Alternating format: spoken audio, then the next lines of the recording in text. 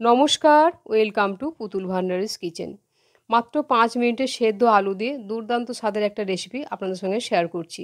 হাতে যদি সময় কম থাকে, খুব তাড়াতাড়ি যদি কিছু ভালো বানিয়ে নিতে ইচ্ছে থাকে, তাহলে আমার মতো করে এইভাবে এই সেদ্ধ আলু দিয়ে এই রান্নাটা একদিন করে খেয়ে দেখবেন। অসম্ভব সুস্বাদু হয় খেতে, আর এটা ছোট থেকে বড় সকলেই খেতে ভীষণ পছন্দ করবে। এই রান্নাটার মধ্যে বিশেষ কোনো তেল মশলা লাগবে না, প্রায় বিনা মশলায় আমি রান্নাটা করব, তাই রান্নাটা সম্পূর্ণ দেখার অনুরোধ জানালাম।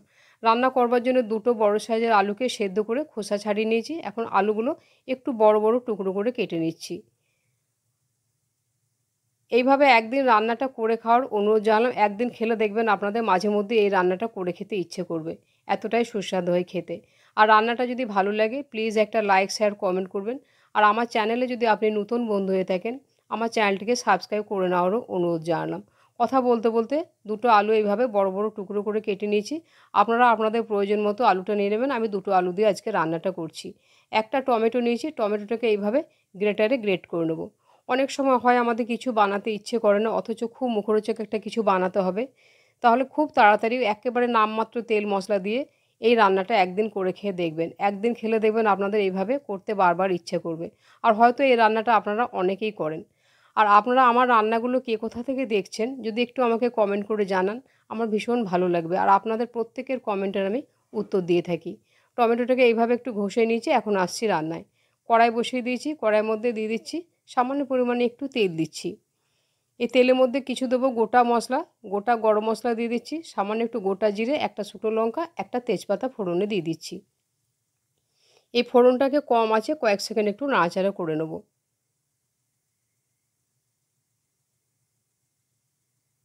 খুব সুন্দর যখন ফোড়নটা থেকে গন্ধ বেরোবে, তখন যে আলুগুলো আমি সেদ্ধ করে রেখেছিলাম, সেদ্ধ করা আলুগুলো দিয়ে দিচ্ছি।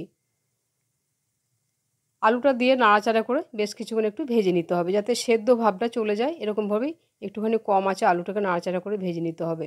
খুব চটজলদি এটা রান্না, খেতে একেবারে অসম্ভব সুস্বাদু হয়। সকালে বা রাত্রে যদি বিশেষ কিছু বানাতে ইচ্ছে না করে, যদি আলুটা সেদ্ধ করা থাকে, তাহলে এই রান্নাটা কিন্তু 5 মিনিটের মধ্যেই তৈরি হয়ে যায়। কথা বলতে বলতে আলুটাকে নাড়াচাড়া করে বেশ ভালো করে ভেজে নিচ্ছি, যেন একটু কাঁচা ভাবটা চলে যায়। এখন মাঝখানটা একটুখানি ফাঁকা করে দিলাম, যে টমেটোটাকে আমি গ্রেট করে রাখলাম, গ্রেট করে রাখা টমেটোটা দিয়ে দিচ্ছি। খুব সামান্য চা চামচের হাফ চামচের মতো একটু দিচ্ছি আদা বাটা। এর জায়গায় আপনারা আদাটা একটু গ্রেট করেও দিতে পারেন। আর খুব সামান্য পরিমাণে একটু লঙ্কা গুঁড়ো দিচ্ছি। ঝালটা আপনারা আপনাদের পছন্দ মতো কম বা বেশি করে নেবেন, এতে চাইলে কাঁচা লঙ্কাও দিতে পারেন। স্বাদ অনুপাতে দিয়ে দিলাম নুন, আর সামান্য পরিমাণে একটুখানি দিচ্ছি হলুদ। অল্প একটু জল দিয়ে এটাকে খুব ভালো করে কষিয়ে নেব। এই রান্নাটার মধ্যে আর আমি কোনো কিছুই মশলা দেবো না, শুধু নামাবার আগে আমি একটি বা দুটি উপকরণ দেব। তাহলে এই রান্নাটা খেতে একেবারে দুর্দান্ত স্বাদের হবে। বেশ ভালো করে এটাকে ততক্ষণ কষিয়ে নেব, যাতে আদা আর টমেটোটা বেশ একটু ভাজা ভাজা হয়ে যায়। এরকমভাবেই কষিয়ে নিতে হবে। আমার এই সহজ সাধারণ রান্নাগুলো আপনাদের কেমন লাগে সেটাও আমাকে কমেন্ট করে জানাতে ভুলবেন না। দেখুন এখনই দেখে মনে হচ্ছে যেন রান্নাটা হয়ে গেছে। আপনারা চাইলে এরকম শুকনো শুকনো রাখতে পারেন, কিন্তু আজকের রান্নাটা আমি রুটি দিয়ে খাওয়ার জন্য বানাচ্ছি, তাই আজকের রান্নাটা আমি একটুখানি গ্রেভি রাখবো। খুব ভালোভাবে যখন এরকম কষানো হয়ে যাবে, তখন আমি এতে দিয়ে দেবো পরিমাণ মতো গরম জল। আপনারা যে যেরকম ঝোল রাখতে পছন্দ করবেন সেই পরিমাণ বুঝে জল দেবেন। জলটা দেওয়ার পরে একবার ভালোভাবে নাড়াচাড়া করে দিলাম। আলুটা যেহেতু সেদ্ধ করা আছে, তাই রান্নাটা হতে আর খুব বেশিক্ষণ সময় লাগবে না। 2-3 মিনিটের জন্য কম আঁচে ঢাকা দিয়ে দিচ্ছি।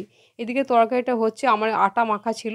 আমি এদিকের ওভেনে একটা তাওয়া বসিয়ে দিয়েছি, তার মধ্যে দিয়ে দিচ্ছি রুটি। এই আলুর তরকারিটা রুটি, লুচি, পরোটার সঙ্গে খেতে এত ভালো লাগে, এত সহজ একটা রান্না।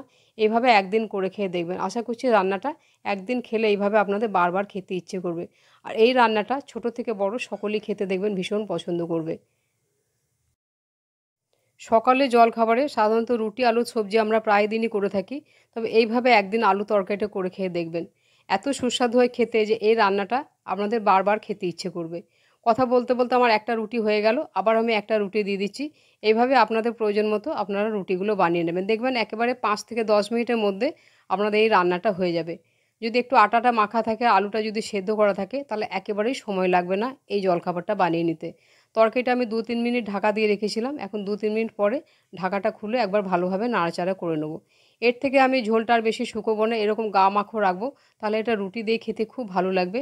আপনারা যে যেরকম রাখতে পছন্দ করবেন ঝোলটা সেইভাবে রেখে নেবেন। এখন খুব সামান্য পরিমাণে আমি দিচ্ছি কয়েক দানা চিনি।